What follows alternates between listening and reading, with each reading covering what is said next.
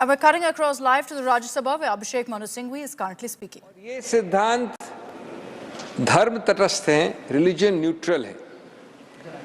एक है कि अगर किसी भी प्रथा, किसी भी धर्म, मजहब या संप्रदाय की कोई भी रीति रिवाज या कोई प्रथा उसका एक अभिन्न अंग बन जाता है, इतिहास में ले लीजिए, संस्कृति में ले लीजिए, किताबों में ले लीजिए, तो उसको अनुच्छेद 25 और 26 का पूरा व्यापक संवैधानिक सुरक्षा चक्र मिलता है।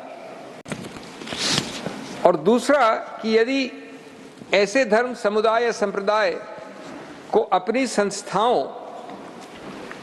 को स्वचालित करने का अधिकार क्षेत्र बड़े पैमाने में, बड़ी मात्रा में किसी कानून द्वारा घटाया गया, तो वह कानून खुद असंवैधानिक करार किया जाएगा।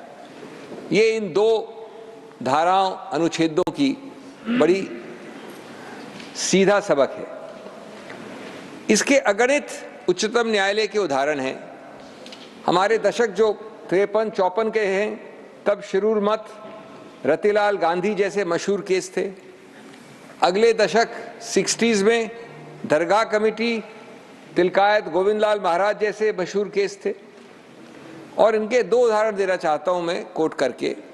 रतिलाल में उच्चतम न्यायालय ने कहा, coat, A law which takes away the right of administration altogether from the religious denomination and vests it in any other or secular authority would amount to violation of the right which is guaranteed under Article 26 of the Constitution, unquote. Tilkayat Govind Lal ji Maharaj का जो दूसरा निर्णय था, उसमें बड़ा लंबा passage है, मैं पूरा तो नहीं करूंगा कोट, लेकिन उसमें कहा है एक जगह, Article 26 brings out the competence of the legislature to make a law in regard to the administration of the property belonging to a religious denomination. So far, so good. अगला वाक्य है, the denomination's right must, however, not be extinguished or destroyed or diminished under the guise of regulating the administration of the property by the denomination. तो अब जरा माननीय सभापति, इन संस्थापित जो 75 वर्ष के संवैधानिक सिद्धांत हैं, उनको इस कानून के संदर्भ में लागू करके देखते हैं किस कसौटी पे निकलते हैं। और इसमें मेरे को दूसरा बिंदु आता है। Sir, I spoke yesterday mostly in English. आज रियायत है कि हिंदी में ज्यादा बोलना है, लेकिन बोलूंगा। Doctor Singhvi, but I hope the translator is working well. You can address the chair. यह मेरा दूसरा बिंदु है। बिल के क्लॉज 11 के अंतर्गत 100% मेंबरान, और मुझे बड़ा हास्यास्पद लगा, माननीय नड्डा जी कह रहे थे कुछ और अभी,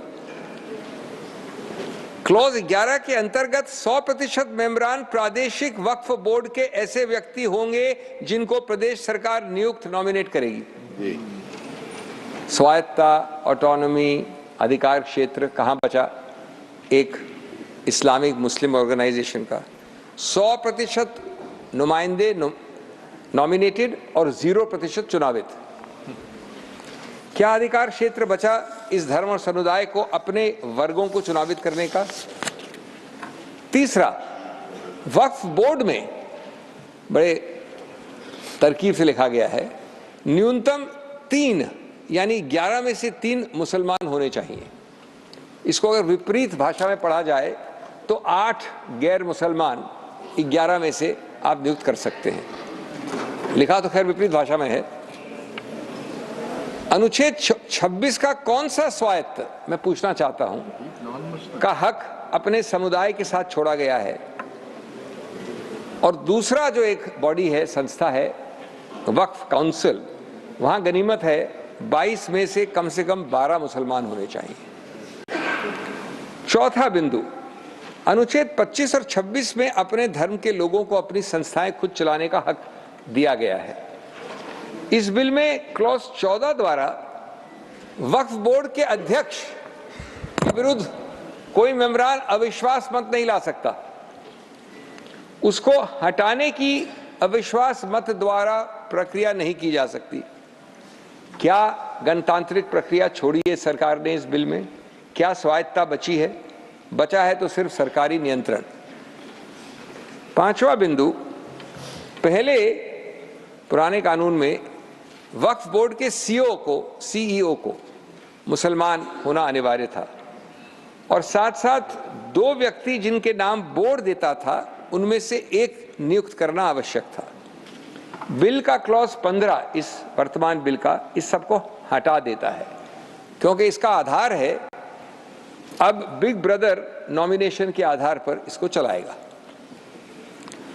छठा, मैं आपके सामने 6-7 एक्ट्स का नाम लेना चाहता हूं। Karnataka Hindu religious institution charitable endowments act 1997, Jagannath temple act 1955, Mata Vaishno Devi shrine act 1988, Tamil Nadu religious charitable endowments act etcetera 1959, Uttar Pradesh Kashi Vishwanath temple act 1983, Sikh gurdwara act 1925 और मेरे पास ये सूची बहुत लंबी है भारत के विभिन्न धार्मिक संस्थाओं के विषय में, भारत के विभिन्न प्रदेशों के विषय में। मैं ये पूछना चाहूँगा इस सम्मानित सभा से कि क्या इसमें से एक भी आप किसी समुदाय धर्म का नाम ले सकते हैं जिसमें उस समुदाय धर्म के अलावा लोगों को नॉमिनेट करने का अधिकार क्षेत्र दिया गया है? किसी एक में? मैं तो सराहना करता हूं और पूरा समर्थन करता हूं बीजेपी के नए नवेले दोस्त माननीय नायडू साहब, चंद्रबाबू नायडू, मैं वास्तव में सराहना और समर्थन करता हूं उनका, जब उन्होंने कहा कि तिरुपति बोर्ड में गैर हिंदू कैसे आ सकता है। बात सही है बिल्कुल। तो किस आधार पर ये सरकार ये आडंबर कर रही है, ये स्वतःला व्यवहार, ये भिन्न कसौटी एक समुदाय पे? इसका मतलब ये नहीं है कि आप दूसरे समुदायों पे भी ये प्रहार करें। इसका मतलब है कि आप ठीक ठाक तरीके से द्वेष की भावना से यहां नहीं चलें। 7वां मुद्दा, ये जो भी बात हुई वक्फ बाय यूजर की, ये बड़ी रोचक एक कानूनी सिद्धांत की बात है।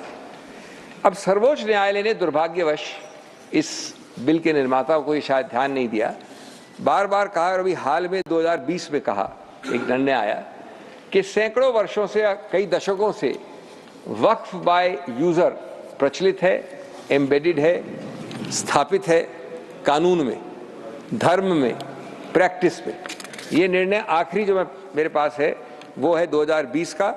उसकी 2 लाइन पढ़ लूं मैं। Waqf need not necessarily be an express declaration in every case, the same can reasonably be inferred from the facts and circumstances. उसके बाद बड़े लंबे चौड़े इसमें डिस्कशन हुए हैं।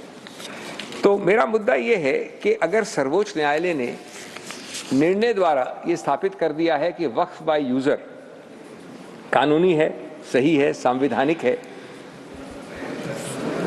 तो उसको हटाने का तरीका एक ही होता है, कानून निरस्त नहीं कर सकता। हम सब जानते हैं कि कानून की बड़ी एक स्थापित मर्यादा है कि कानून द्वारा आप किसी निर्णय को निरस्त नहीं कर सकते। आप सबसे ज्यादा ये कर सकते हैं कि उस निर्णय के आधार को हटा सकते हैं।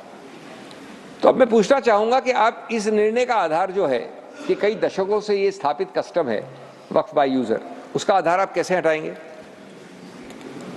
इस बिल का जो पहला प्रारूप था उसमें उसको हटाने का प्रयत्न किया गया, यानी निर्णय को निरस्त करने का, न कि कोई आधार का हटाना।